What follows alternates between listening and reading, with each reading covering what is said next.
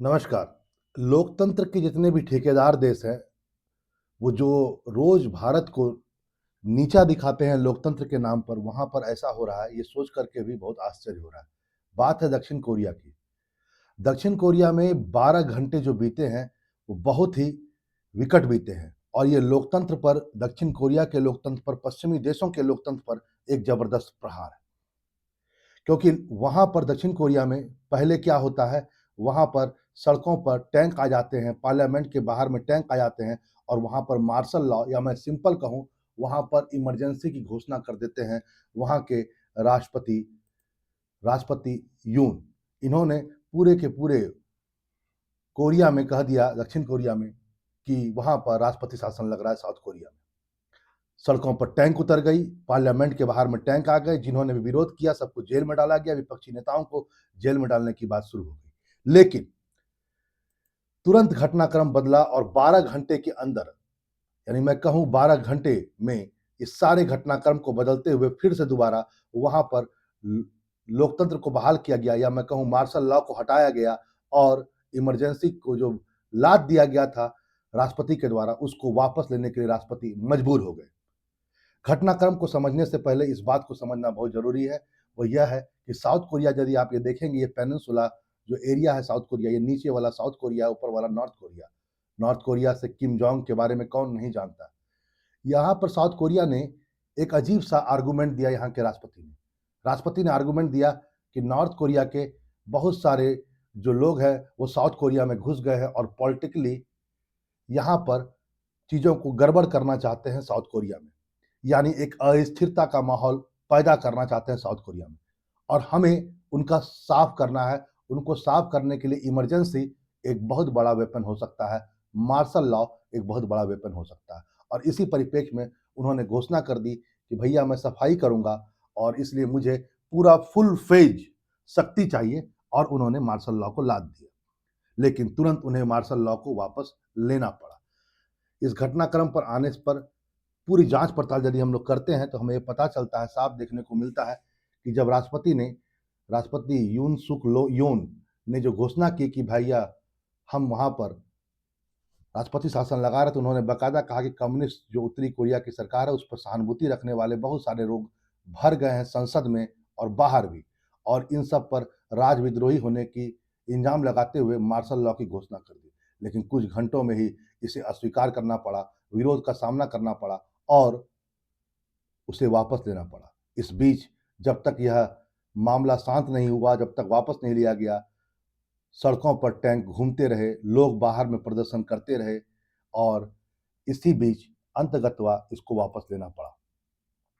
यहाँ पर इस बात को भी ध्यान रखेंगे कि दक्षिण कोरिया की जो असेंबली है, उसको नेशनल असेंबली कहा जाता है, वहाँ की पार्लियामेंट को नेशनल असेंबली कहा जाता है। जैसे ही घोषणा लागू हुई, उसके बाद सैकड़ों की संख्या में प्रदर्शनकारी बाहर आ गए, संसद के बाहर आ गए, उन्हें बाकायदा बंद भी किया गया, लेकिन बाद में उन्हें छोड़ दिया गया। ठीक है, आप इस बात को समझ रहे हैं। दक्षिण कोरिया में बख्तरबंद का वाहन और जितने भी आप कह सकते हैं टैंक वगैरह सभी रोड पर आ गए थे थोड़े समय के लिए और मानो यह लोकतांत्रिक देश एकदम खत्म हो गया। यहाँ पर इस बात को ध्यान रखें, वो यह है कि मार्शल लॉ का प्रावधान जब दक्षिण कोरिया पर लगता है, तो वहाँ पर राजनीतिक और संसदीय गतिविधियों को एक तरह से निलंबित कर दिया जाता है। बिना वारंट के आप गिरफ्तार कर सकते हैं। आप समझ सकते हैं, फर्जी समाचार फैलाने वालों को जनमत में हेर-फेर पर प्रतिबंध लगा दिया जाता है। लोकतांत्रिक कदमों पर एक तरह से पूरा का पूरा रोक लगा दी जाती है। आपातकाल जैसे ही घोषणा हुई, लोग बाहर निकल गए, लोगों ने यहाँ तक कहा कि वापस लो और यू सोक लोन को गिरफ्तार करो जैसे नारों से पूरा का पूरा कोरिया दहल गया, वहाँ की संसद दहल गई। राजनीतिक तख्तापलट का इतिहास कोरिया में कोई नया नहीं है, इससे पहले भी हो चुका है, आपको यह पता होना चाहिए। लेकिन यह घटना बहुत नवीन है। जैसे मैं कहा कि राष्ट्रपति जो वहाँ पर मार्शल लॉ हुआ था अंतिम बार 1980 में हुआ था। आपको पता होगा 1977 में भारत में भी एक तरह से इमरजेंसी को लागू किया गया था। इसके 3 साल के बाद साउथ कोरिया में भी कुछ ऐसी घटना हुई थी। लेकिन लोकतांत्रिक मापदंडों में सबसे ऊपर माने जाने वाले साउथ कोरिया में ये दोबारा हुआ, ये अपने आप में एक बहुत चीज़ों को प्रश्न चिन्ह लगाता है।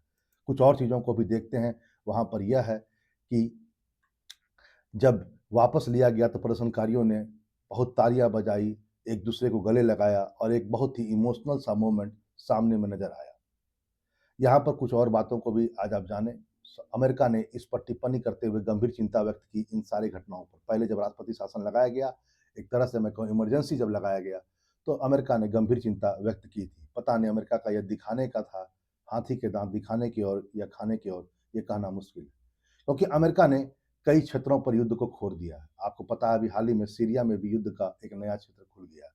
और माना जा रहा था कि जिस ढंग से नॉर्थ कोरिया रसिया को वेपन्स मुहैया करा रहा है, सैनिक मुहैया करा रहा है, तो साउथ कोरिया को इस्तेमाल अमेरिका अब करना चाह रहा था नॉर्थ कोरिया के अगेंस्ट। और शायद यह बहुत लोगों का मानना है कि अमेरिका के बिना कहने पर यह काम नहीं हो सकता, क्योंकि अमेरिका का यह एक तरह से पिछलग्गू देश है या बहुत बड़ा सपोर्टर देश है। लेकिन फिर भी देर रात ही सही दोबारा मार्शल लॉ को वापस लेना पड़ा अमेरिका को, सॉरी साउथ कोरिया को।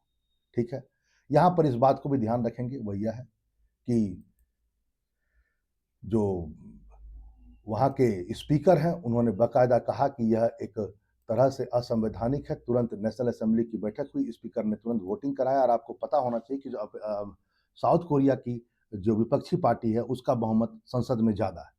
इस कारण से बिल गिर गया और इसे वापस लेना पड़ा।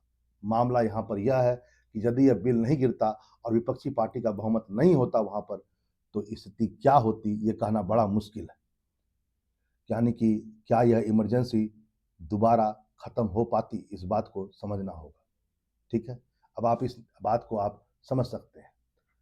आपको पता होना चाहिए कि मंगलवार को जैसे ही मार्शल लॉ लागू हुआ, सैनिक सियोल की संसद की खिड़की को तोड़ करके घुस गए थे, क्योंकि वहां पर ही सारे संसद बैठे हुए थे वोटिंग के लिए।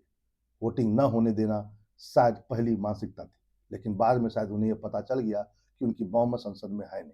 यहाँ पर इस बात को भी ध्यान रखें, वो यह है कि खुद इनकी पार्टी के राष्ट्रपति पार्टी के जो राष्ट्रपति हैं उनकी पार्टी के लोगों ने भी यह आग्रह किया था अपनी पार्टी को कि वो अपना आदेश को वो वापस दे लें। आज आप इस बात को भी जानें कि जो लोकतंत्र का तमगा रखते हैं अपने पास में, जो लोकतंत्र का दुहाई देते हैं और भारत को नीचा दिखाने का प्रयास करते हैं, आज उनके मुंह पर भी तमाचा है। लोकतंत्र के इंडेक्स में विकिपीडिया की रिपोर्ट में साफ कहा गया है साउथ कोरिया 22 नंबर पर है और 23वें नंबर पर फ्रांस और 24वें नंबर पर स्पेन है, यानी 22वें। वहीं भारत की रैंकिंग को यदि देखा जाए तो भारत की रैंकिंग को 41 नंबर पर रखा गया है, यानी भारत का लोकतंत्र यदि कहा जाए साउथ कोरिया के लोकतंत्र से भी खराब माना गया है।